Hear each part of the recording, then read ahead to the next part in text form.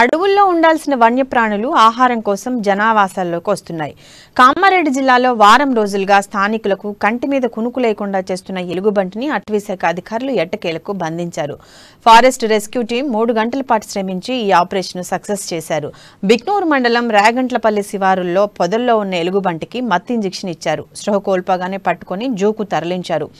ఎలుగుబంటి చిక్కటంతో స్థానికులు ఊపిరి పీల్చుకున్నారు. ఇవాళ మనం కామారెడ్డి జిల్లాలో బిక్నూరు మండల్ రాయగట్లపల్లి విలేజ్ సమీపంలో ఒక క్లాత్ బేర్ రెస్క్యూ చేయడం జరిగింది. ఇది గత వారం నుంచి ఇక్కడ విలేజెస్లోకి హ్యాబిటేషన్స్లోకి రావడం, ఇదంతా మనకి తరచు విలేజెస్ ఇన్ఫర్మేషన్ ఇస్తూ ఫారెస్ట్ డిపార్ట్మెంట్తో కోఆర్డినేట్ చేస్తూ రాత్రి 1 గంట నుంచి ఈ రెస్క్యూ ఆపరేషన్ జరిగింది. మనకి డాక్టర్ ప్రవీణ్ అండి కాకతీయ జువాలజికల్ పార్క్ వరంగల్ నుంచి వచ్చి మనకి సక్సెస్ఫుల్గా డార్టింగ్ చేసి క్లాత్ బేర్ని రెస్క్యూ చేశాము. సో అది